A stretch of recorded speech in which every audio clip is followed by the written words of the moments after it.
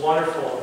Thank you for being here today. And today is the second sermon in the series of Acts of God, Trusting God in Tragedy. Today's message is Trusting God in a Dysfunctional Family. And I know none of you are part of any dysfunctional families, I'm sure. A little sarcasm there. It's different for everybody. Some people have a little trouble in their family. Other people have a lot of dysfunction. And you just mention that word to them, and they say, "How long do you have for me to explain?" It's just different for every family. And it's difficult to maintain faith in God when you grow up in a dysfunctional family. It's hard. It's very hard. Many of us have probably grown up with some type of dysfunction in our families. Joseph certainly did, but he remained faithful. And Joseph is a wonderful character we can look at in the Old Testament. The story, we're not going to go through all of his life, but this sermon's going to hit a lot of his life as we continue through the series. Bob Russell shares some quotes from a man about the complexity of family I'd like to share with you. "Pastor, I don't understand that my wife and I saved ourselves for marriage. We were 27 and 28 years old when we got married. We tried to do what was right, but we were really disappointed to discover after 10 years that we were unable to have children. So many couples have children out of wedlock, and others are aborting unwanted children, and we can't even have one. Go figure." Here's another quote. "Preacher, my wife and I decided to apply for adoption. It was really an expensive and involved process, but we prayed and fasted for God's guidance. Finally, after almost a year, we were given a baby girl from Russia, only to discover months later that she had neurological problems. She's now 10 years old, and we've learned that she has an IQ of about 74, and there are daily challenges and limitations. It's heartbreaking sometimes." Here's another quote. "I thought my dad was a pretty good dad growing up. We were fairly close. He always supported me in my high school sports career. However, after being married to my mother for 40 years, he asked for a divorce. We discovered he'd been carrying on an affair with another woman for the past 20 years. He would come home from supposed golf matches and describe how he played, but it was all a lie. He had been seeing this other woman instead. Now that this mistress has a lucrative trust fund available to her, she and my dad are living the high life.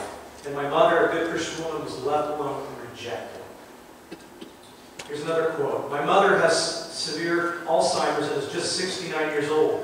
We've been able to get her in an extended care facility, but her mind is slipping so fast we fear she will soon have to be in a lockdown unit. My only sister lives out of town and doesn't want to remember Mom like this, so she refuses to visit or help out. It's causing a lot of stress in our relationship." There are two surprising facts about these statements. First, they came from one man. One man, can you believe that? One man describing the present circumstances of his family.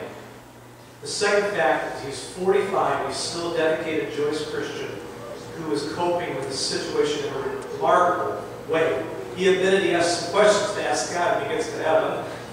But as for now, he says, "I'm trusting that God will sustain me, and he has a purpose in it all." After all that, he still trusts.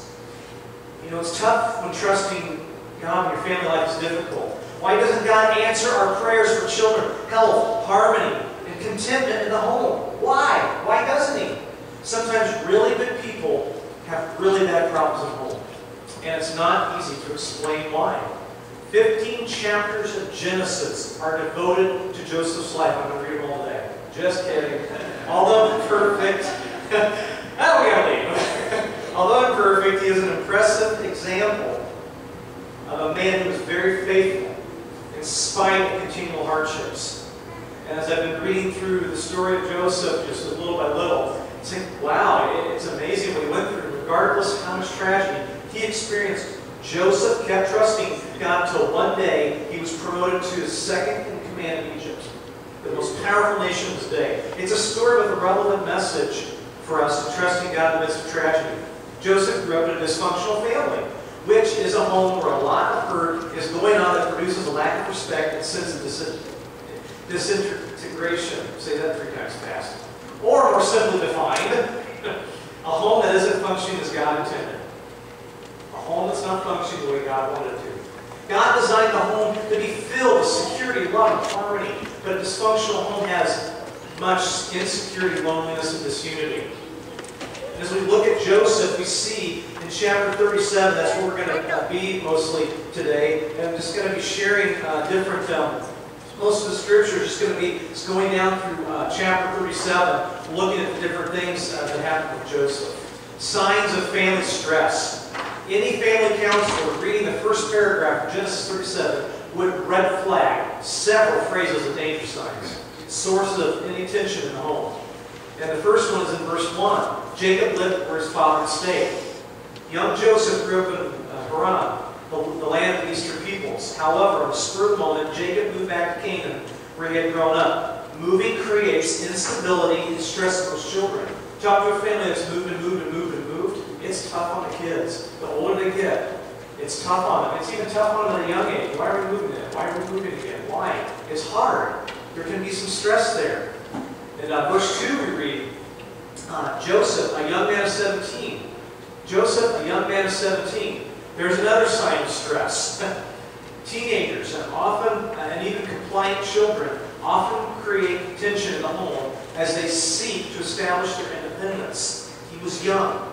Combine that with hormones and the desire to impress peers, you got conflict. You get conflict.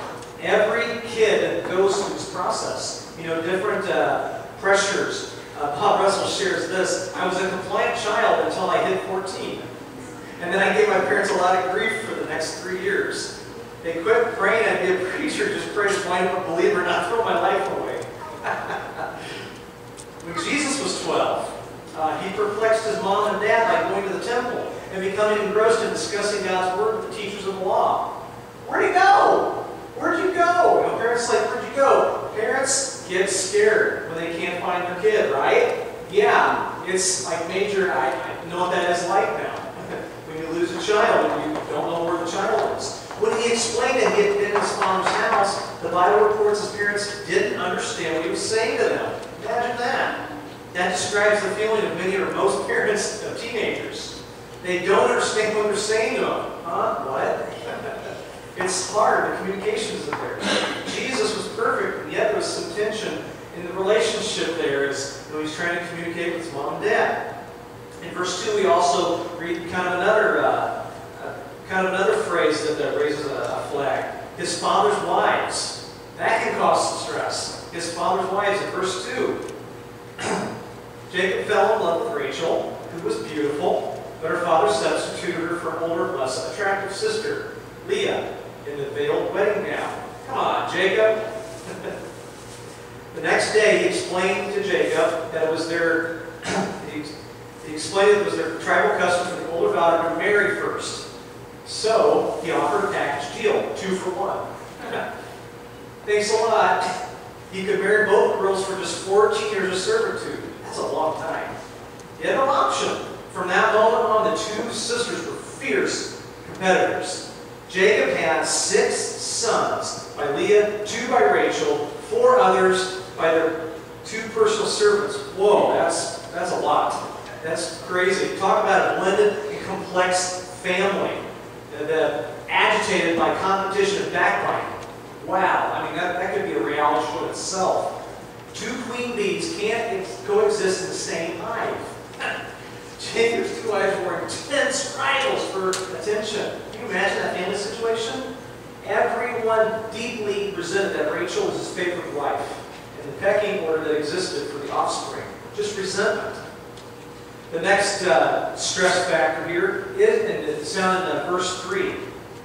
Now Israel loved Joseph more than any of his other sons. Oh, favoritism. Can we say that? Big time. The reason was obvious. Joseph was Rachel's first son, a son she and Jacob had longed for and prayed for. And Joseph was born in Jacob's old age. He was the 11th boy. Parents have a tendency to become increasingly lenient and relaxed as they get older. First child drops pacifier, we boil it again. The second drops pacifier, rinse it off with the sink, plug it back in. The third drops the pacifier, wipe on the sleeve, maybe. And I used to not know what that meant until I had kids. Now I have 2, and just laugh, it's like, yep. Since Joseph was Jacob's 11th son, he probably got easier assignments and experienced greater leniency. Jacob didn't try to hide the fact that Joseph was his favorite. Oh, that's not good. He gave an ornamented robe, a special coat that none of other sons had. Oh, that's not good. That coat evidently demonstrated that Joseph was considered the firstborn who would receive double the inheritance. You see why his brothers hated him? Imagine a father who develops a tradition giving each of his children a cell phone when they turn 12. And then, when his favorite son turns 12, here you go, here's an iPad. Oh, okay, sibling push. Here comes the war. What? He gets, that's certain to create some rivalry there. Why wouldn't it? I understand that. It's not rocket science. If you give your kids something and then give one of them something better, that's going to cause some issues. Jacob foolishly gave Joseph a distinguished coat that he had not given to any of the others. Joseph got the best clothes, he did his chores, nice compliments. It's just not lies, Dad. Just not lies. What are you thinking here? You ever get told that? What are you thinking? Just wasn't wise. So, he loved Joseph more. Another problem here is found in verse 4. When his brothers saw that their father loved him more than any of them, they hated him and could not speak a kind word to him. That's a strong, strong word. Hated. That's strong. I'm careful anytime I use that because hate is strong. And people don't realize when they use the word hate, it is a very strong and powerful word. Very, very strong. And it's used throughout Scripture in various ways. They hated him. It's not surprising. I kind of wouldn't blame him for being a little upset. Dad gave them all the toys and bells and whistles, and they don't get. I can imagine. They couldn't measure up. They were being treated unfairly. They wouldn't be kind to him. It was sibling rivalry at its worst, and it was a little beyond jealousy, just a little beyond that. Joseph was also dealing with the death of his mother, Rachel, and his grandfather, Isaac.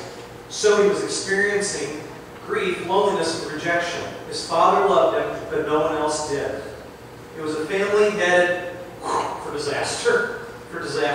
Perhaps you grew up with step-parents, or half-brothers, or sisters that you didn't get along with very well. That created a very unstable environment. A Bible college president related that half the students studied for ministry in his school not come from broken homes. That's reflective of our culture. It really is. It's great they feel called into ministry, but there's no doubt that establishing a stable family will be more challenging and difficult for them. It's just the life that we're in. Now we go to where we talk about the problem of Joseph's egotism. A little problem Joseph had, flaunting and a little superiority over his brothers. That's kind of the first thing about Joseph's egotism. Superiority over his brothers. He was a good young man, but he wasn't perfect. And there are indications that he was somewhat egotistical and flaunted his favorite position. Why else would he relate to his brother's a dramatic dream he had? A dream of superiority. In chapter 37, verses 5 through 8, Joseph had a dream. When he told it to his brothers, they hated him all the more. He said to them, "Listen to this dream I had. We were binding sheaves of grain out in the field, and suddenly my sheaf rose and stood upright, while your sheaves gathered around mine and bowed down to it." Ouch! Not very smart. I'm better than you. Oh, that's not good there, Joseph. The brothers weren't thrilled with him, to say the least. He also had the need to be humble.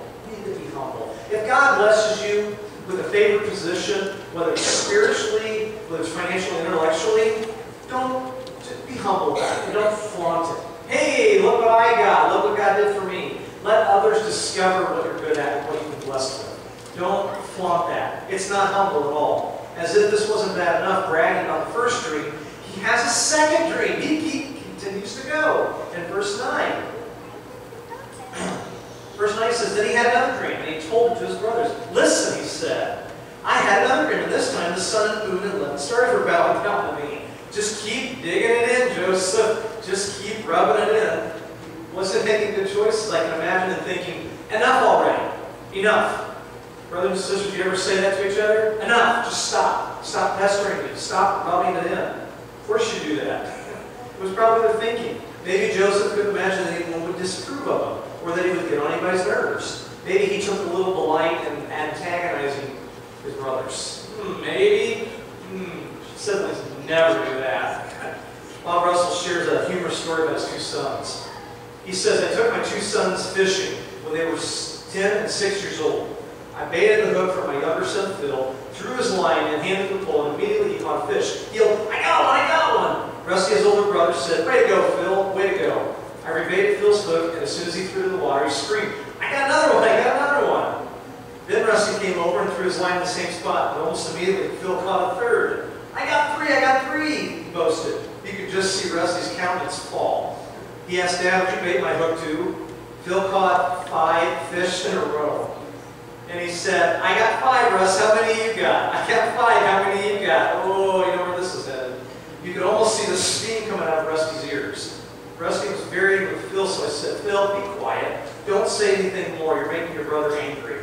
Phil was so happy he couldn't keep quiet. He made up a song. "I went fishing and I caught 5 fish. I went fishing and I caught 5 fish." Rusty said, "Dad, make him stop singing that song." I said, "Phil, don't sing that anymore." So he started humming it. Even better. His older brother knew the words by now and was about to explode.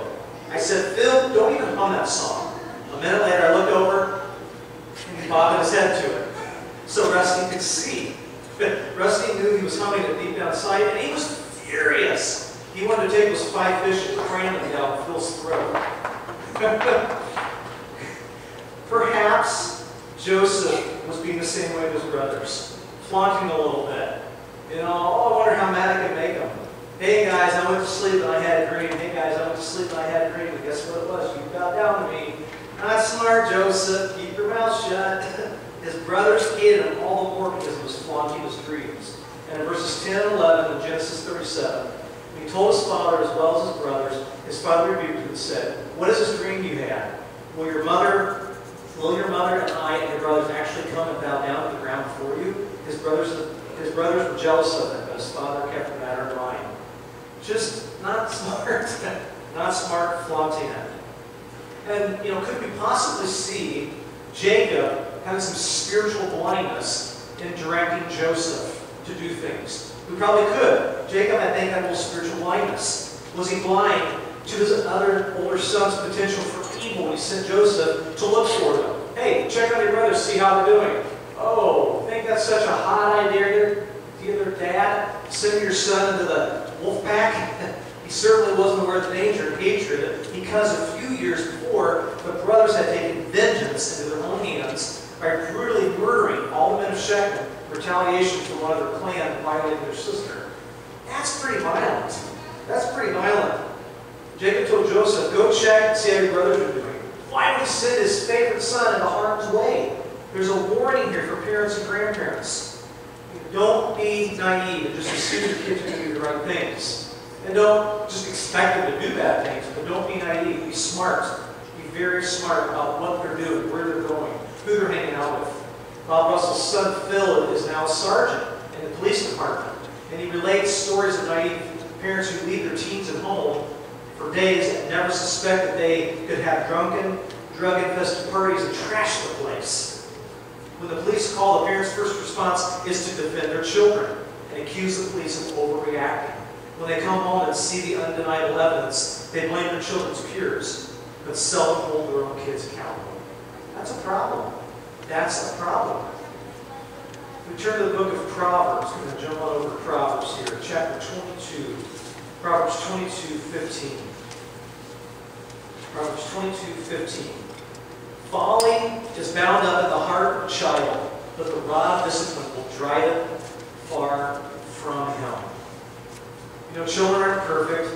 Children are going to do good things, but they're also going to get curious. And they're just going to naturally, "Well, I wonder what that's like." And if they try it, they might keep doing it.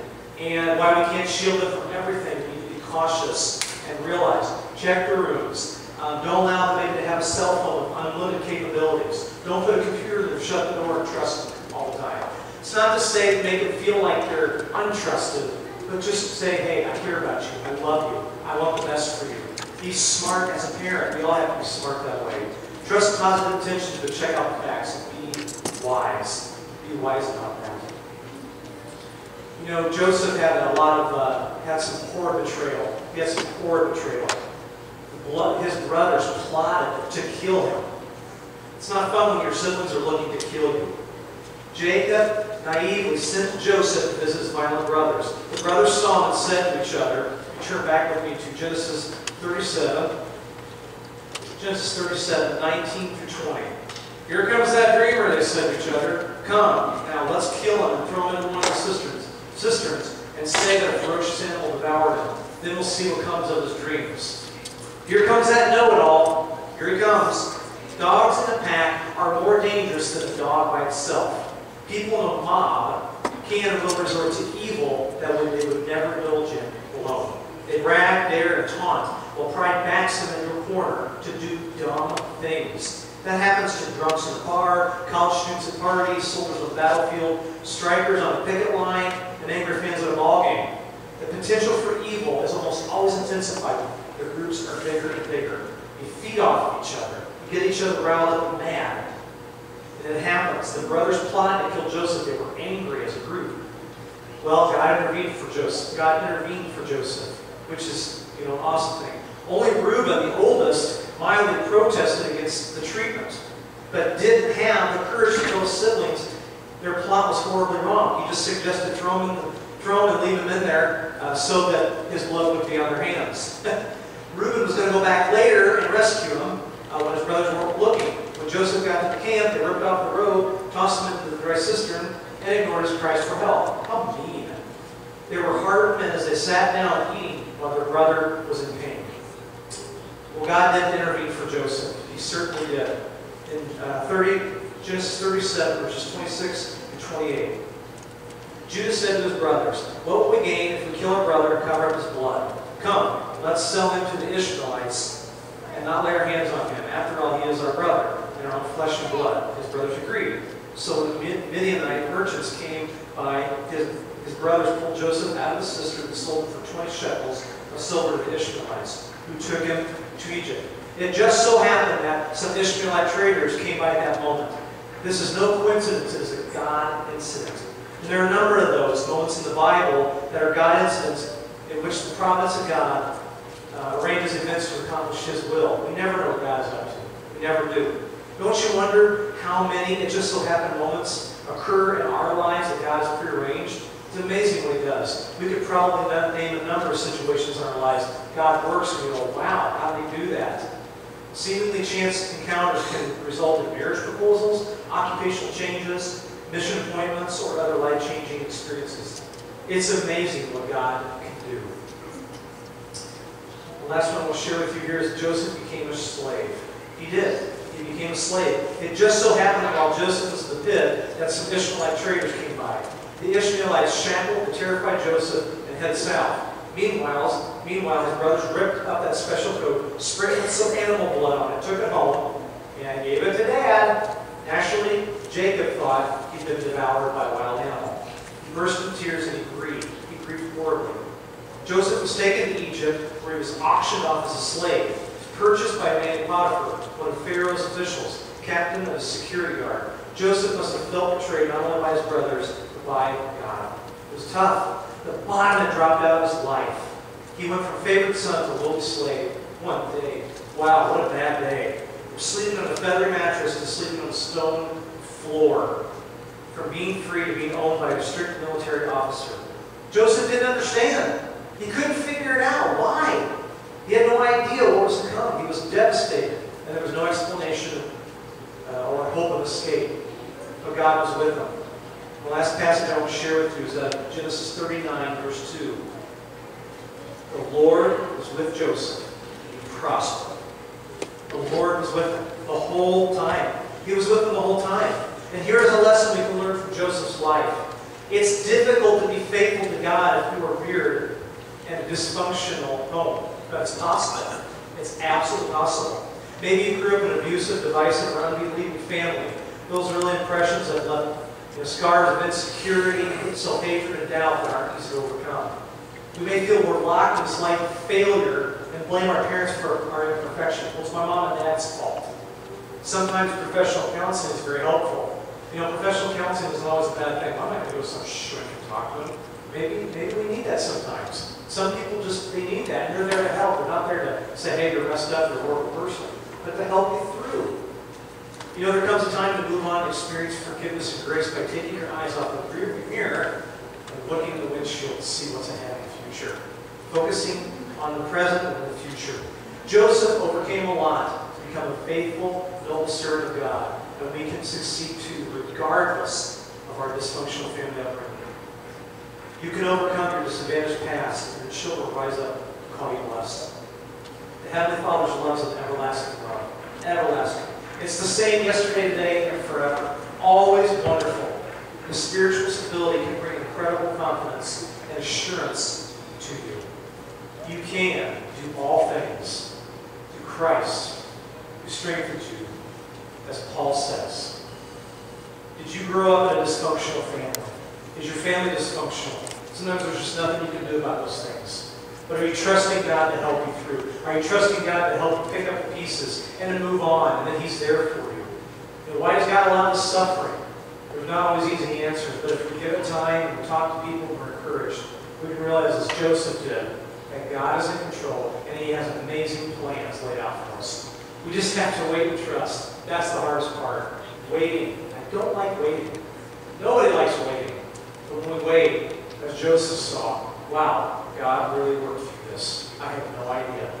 He works if we would just let Him. So I encourage you today, as we close, that if you're in that type of family and you have those questions, hang on and be trustworthy, be faithful to God, because He will carry us through.